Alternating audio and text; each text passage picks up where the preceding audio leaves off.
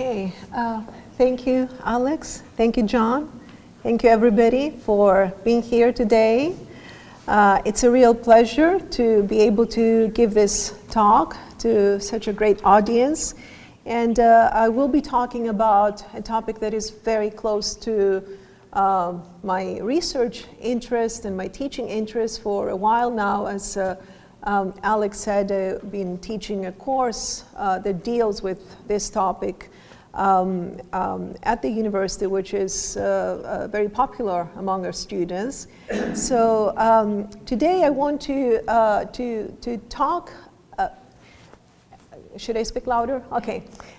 Today I want to, I will give you an overview basically of the institution of the dowry in modern Greece, mostly focusing on 19th and 20th centuries, because I could be speaking for forever about this topic, of course, but since it's a topic that has lots of historical significance, but significance also for gender studies, for a number of areas. But of course, I will have to limit myself to a time period and a few themes and topics pertaining to dowries. So I hope I know that this dowries, you're probably all familiar with what a dowry is, a prika, because it's such an important part, it was, of Greek culture, so you have been exposed and you have a notion of what this is. So I'm going to supplement perhaps what you know with some additional stuff, and I hope that we will be able to have some Q&A afterwards. So let me start.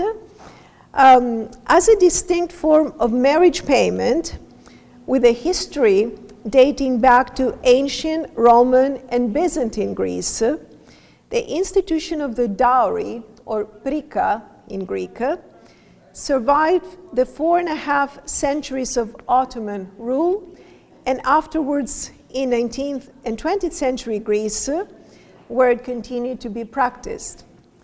This exceptionally long history of the dowry system in the Greek world is marked not only by continuity and change, but also by significant regional diversity as regards the function, the size, the material composition of the dowries, alongside the customary laws, local traditions, and practices surrounding their use.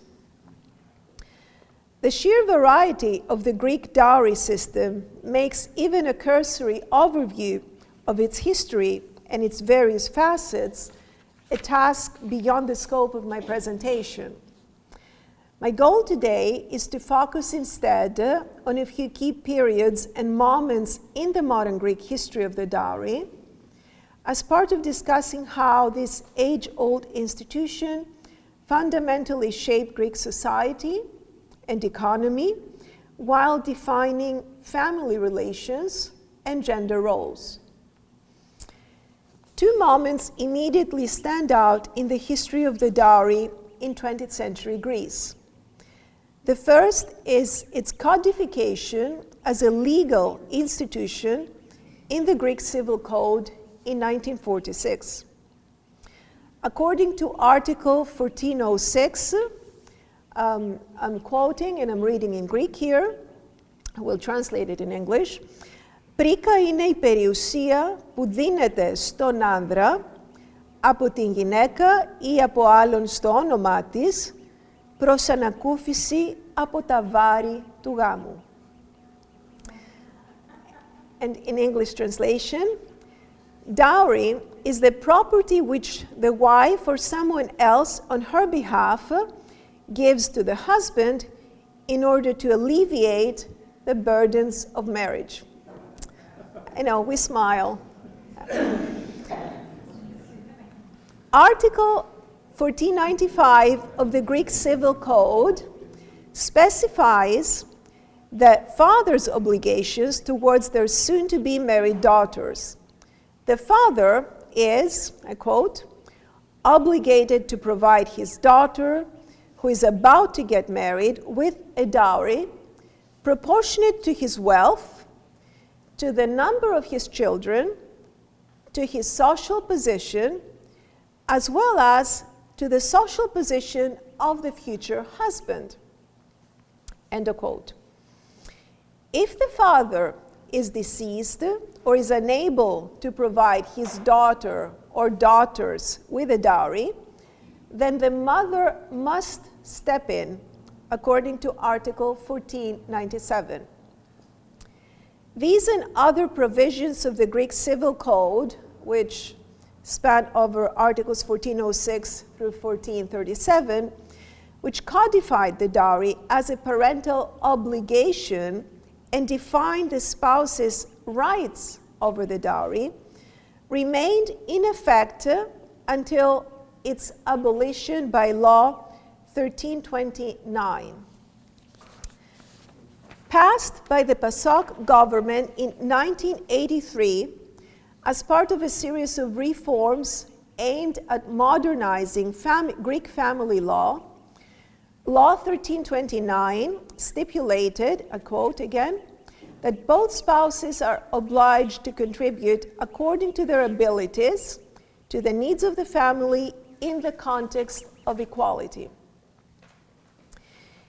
If the years 1946 and 1983 coincide with these two key developments in the 20th century history of the dowry system in Greece, the year 1830 signals an important turning point in its 19th century history.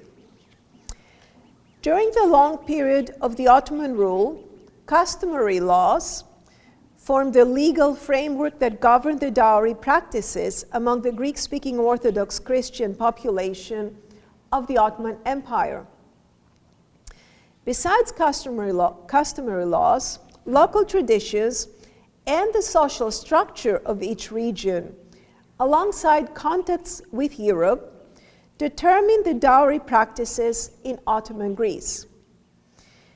These multiple influences and contexts can explain why significant regional diversity characterizes the various dowry practices of the Greek-speaking Orthodox Christians in Ottoman Greece. With the establishment of the Greek kingdom, however, in 1830, the customary legal systems that were in place in pre-independence Greece were gradually transformed into a formal legal system.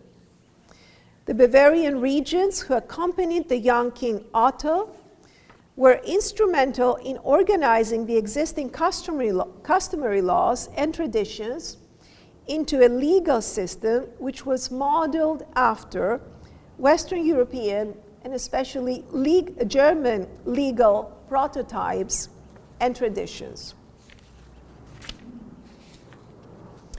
Central to the dowry as a legal institution, initially determined by customary laws and afterwards by a formal legal system, are the dowry contracts. Prikosymphona is the term that we encounter in Greek. These were used in pre-independence Greece, while after 1830, they were used in the Greek kingdom throughout the 19th century and then in 20th century Greece. While the structure of the dowry contracts was not uniform across all regions of pre- and post-independence Greece, typically, a dowry contract consisted of three parts. In the first part, the bride and the donor or donors were mentioned.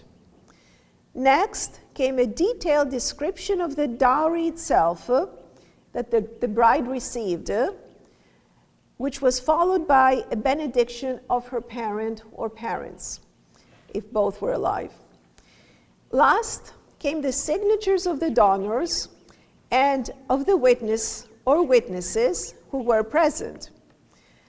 In the case of the Athenian dowry contracts, the notary's signature was also included. Dowry contracts are particularly important historical documents and sources because our knowledge about the material composition of the dowries stems from the extant contracts located in different state, municipal, notarial, family, or other archives in Greece. Social historians who have researched Greek dowry contracts have established that the material composition of dowries varied across different regions. This means that it is not easy to say what constitutes a typical Greek dowry. We can say, however, that the Greek dowries comprised a combination of some or all of the following categories of property. The bare minimum requirement for a dowry was the so-called trousseau, ta prikya in Greek, usually provided by those families that could not afford to endow their daughters with anything else beyond the trousseau.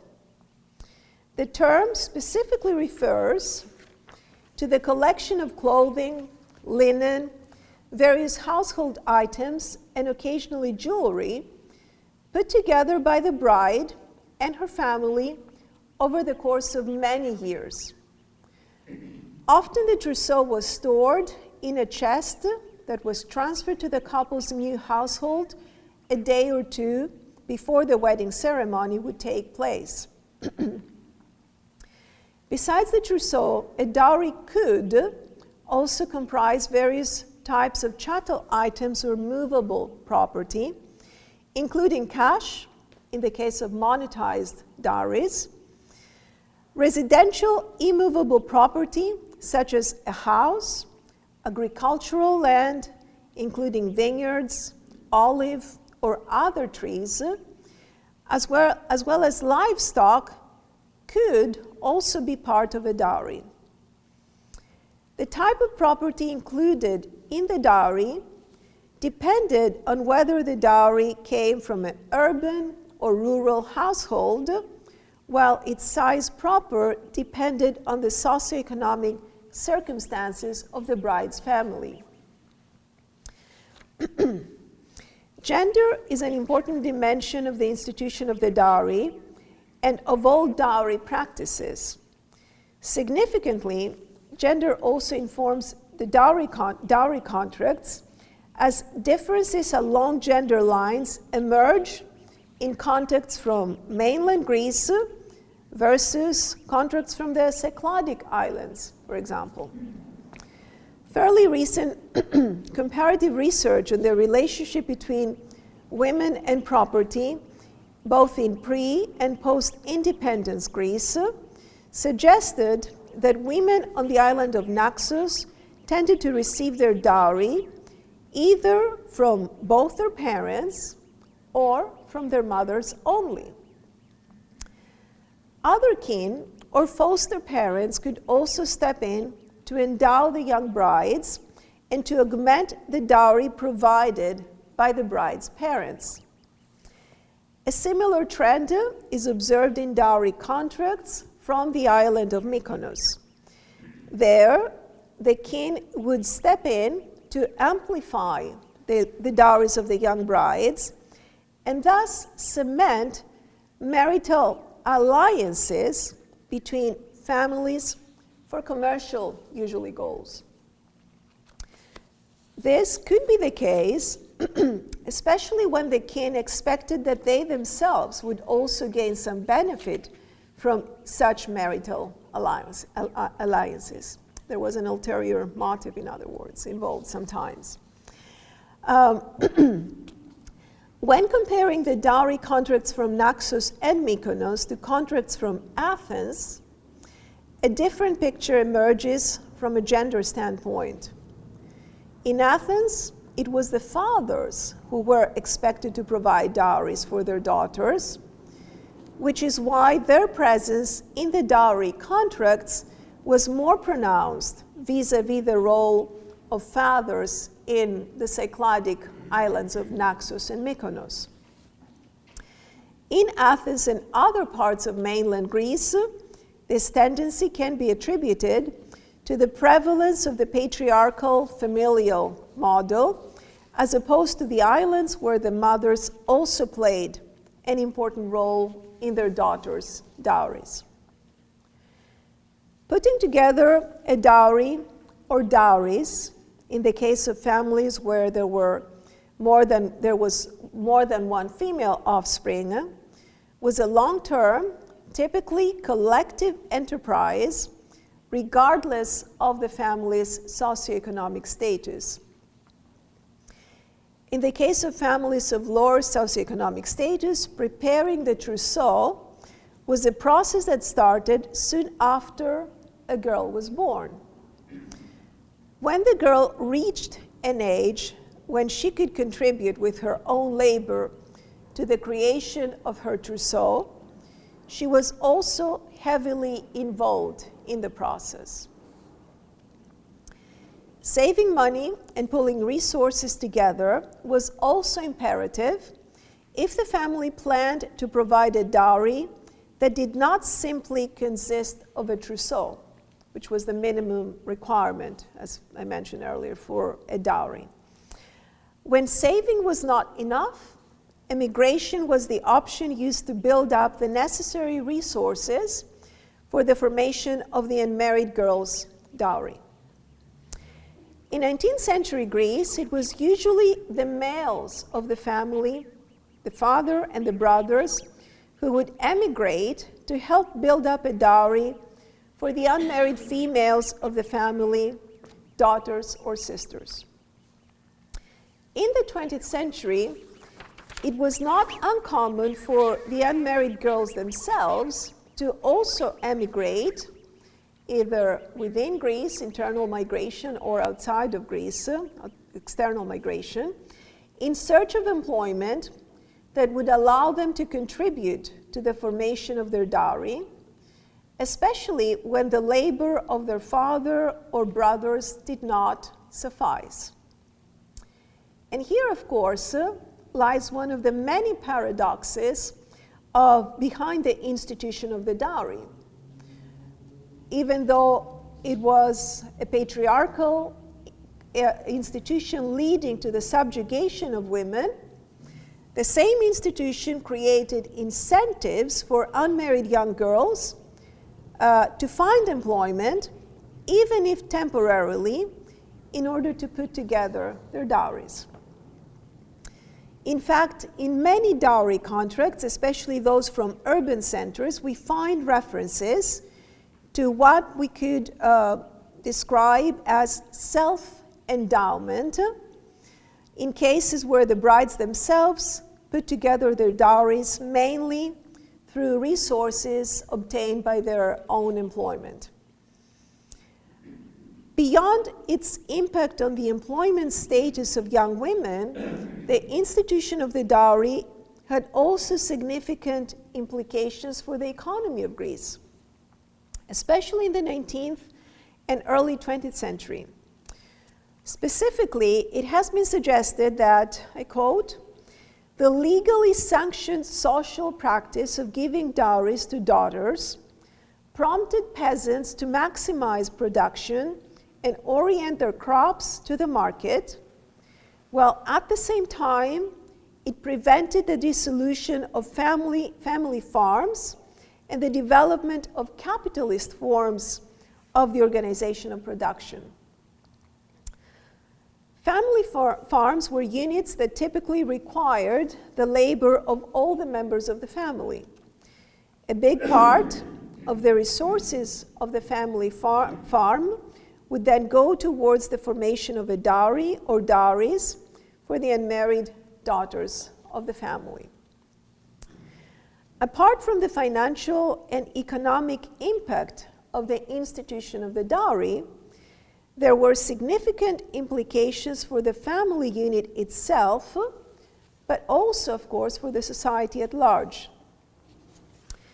On the family level, putting together a dowry could either strengthen or strain relations and bonds between family members. If for example, a brother, a kind brother, a generous brother, stepped in to provide his sister with a dowry in cases where their father was deceased, this act could only strengthen the familial bonds between the two siblings. If, on the other hand, a father was unable, for example, to provide his daughter with a dowry, or was able to provide her with only a very modest dowry, this could lead to resentment on the daughter's part. In the first case, it would seriously jeopardize her chances of getting married, since dowries were mandatory, right? While in the second, it would lower her value in the marriage market, forcing her to marry someone beneath her own class. The term used to describe such marriages in the literature is hypogamy. She would marry beneath her class. She would marry down. Whereas if she would marry somebody above her class, the term used is hypergamy. She would marry up. On the other hand, a father sometimes would be forced to provide a large dowry in order to attract a prospective groom. This was not uncommon in the 1950s rural Greece due to the scarcity of men at a marriageable age, since many of them had emigrated outside of Greece in terms of employment. In the 50s, there were not job opportunities in Greece. It was right after the end of the Second World War, the Civil War, and there was a big emigration wave at the time.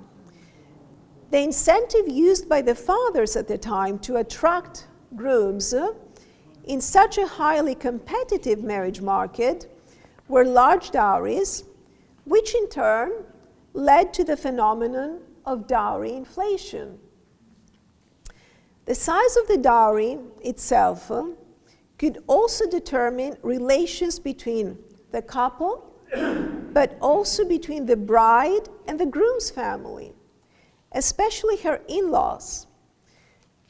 A bride who received a large dowry from her family, typically, she commanded respect from her husband, had a good standing in her new household, and enjoyed more authority and power compared to a bride who received a small dowry. The same rule applies as regards the relationship of the bride with her in-laws when the size of the dowry is taken into consideration. Another aspect of the couple's conjugal life determined by the dowry was the location of their household. In those cases where the brides received houses as part of their dowry, they were expected, and indeed it was common for them, to move in areas close to their kin and their familial networks, a marriage pattern referred to as matrilocal. This factor alone played an important role in the way the husband treated his wife. All of these were unwritten, albeit important social rules surrounding the dowry practices in 19th and 20th century Greece. In fact, it would not be an exaggeration to say that these social rules were as important as the legal rules surrounding the institution of the dowry. Among families of lower socioeconomic status, both those living in rural and those living in urban parts of Greece, the obligation to provide a dowry was a huge challenge. In fact, the pressure on the families to provide their daughters with dowries became a major social problem during the 19th and 20th centuries.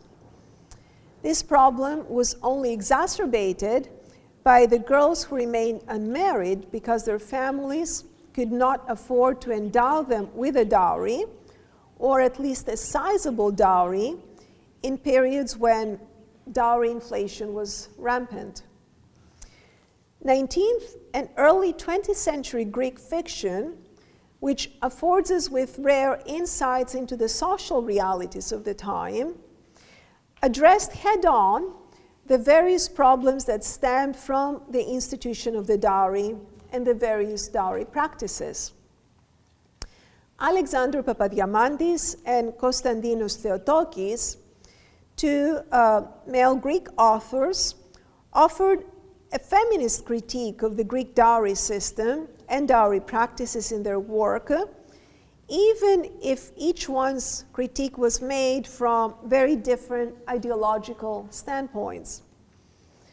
A devout practicing Christian, Papadiamandis exposed the problem of the dowry as a major social problem in 19th century rural Greece in his novella The Murderess, Iphonissa, published in 1903. I quote, "The murderess of the title is an elderly woman whose reflections on the lot of women in the traditional community she lives in is juxtaposed with the troubled history of her own family, lead her into a series of murders of infant girls, which she sees as acts of mercy. The heroine, Frangoianou, is eventually found out and pursued and is drowned in the sea just as she was making her way to Hermitage to confess her sins, as the narrator puts it, midway between divine and human justice." End of quote. While the novella offers a broad critique of the plight of women in 19th century rural Greece, it also points out that the obligation to provide a dowry was a huge burden for the rural Greek families in the 19th century. Theotokis' novel, Honor and Prize, is the one way in which the title «Η τιμή και το χρήμα» has been translated in English. It was published in 1912. It is set in the late 19th century Corfu and narrates the abortive romantic story of an idealistic working-class young girl, Rini, and her suitor, Andreas, who's an insolvent young aristocrat. The novel addresses the commodification of unmarried young women on the marriage market through the intersection of patriarchy with classism and property institutions. Rini, the financially disenfranchised working-class heroine of the novel, has a low monetary value on the marriage market of Manduki. It's the suburb in Corfu where the story is set, due to the modest value of her monetized dowry, which is 300 thalara. Rini is positioned between the two main representatives of patriarchy in the novel, her penniless suitor, on the one hand, Andreas, and Siora Epistimi, her patriarchal, calculating, pragmatic mother, who is the breadwinner of the family. When Andreas and Siora Epistimi start negotiating the terms of Rini's exchange, they treat her as a commodity by ruthlessly bargaining over the amount of money she should receive as her dowry upon marriage.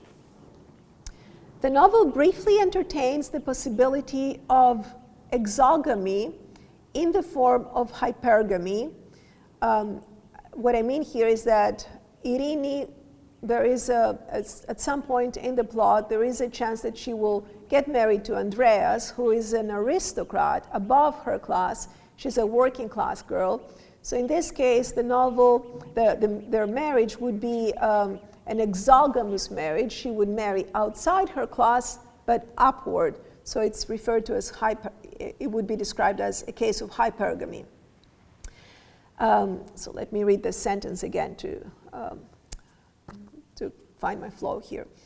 The novel briefly entertains the possibility of exogamy in the form of hypergamy through the prospect of Rini's marriage with Andreas, which would allow her to marry above her class. This possibility disappears, however, when Rini realizes the extent of her commodification by Andreas, who refuses to marry her, even though she's pregnant with her offspring, unless she receives a dowry of 1,000 talera. That's how much he needs and asks from her mother. The novel offers a way out of the problem of dowry inflation by having Rini reject Andreas when he eventually offers to marry her. So she turns him down at the end. If the burden of dowries upon families and the problem of dowry inflation was acute enough in the 19th century to attract the attention of a Papadiamandis and a Theotokis, dowry inflation intensified in 20th century Greece during the 1950s. As a result, in 1955, 17 community leaders from Rumeli submitted a memorandum to Queen Frederica asking her to abolish the institution of the dowry. It was only in the late 1970s, however, that the first steps in that direction were taken. In July 1978, a committee was formed under the law professor Ghazi that sought to abolish the civil law regarding dowry. 5 years later, the age-old institution of the dowry was eventually abolished, as we saw by Law 1329, that was passed by the PASOK government. The abolition of the institution of the dowry in 1983 was in accord with the calls for modernization of the Greek society. Feminists worldwide had decried dowries, and indeed all other forms of marriage payments, as outdated patriarchal institutions serving to consolidate women's subordinate position vis-à-vis men. From being legally defined under the doctrine of coverture as chattel items, that is, as pieces of personal property owned by their husbands, to being completely deprived of property rights through having a specific value on the marriage market directly associated with the value of their dowries, women's relationship to property, as circumscribed by patriarchy, served their objectification and commodification in the marriage market proper and in the context of marriage. In today's Greece, 42 years after the abolition of the institution of the dowry as a legal institution, the social norms and rules that surrounded dowry practices have also faded or have become completely extinct in most parts. If they still survive in some remote parts of Greece, among traditional families, they survive more as customs that live on in merely symbolic ways. Thank you.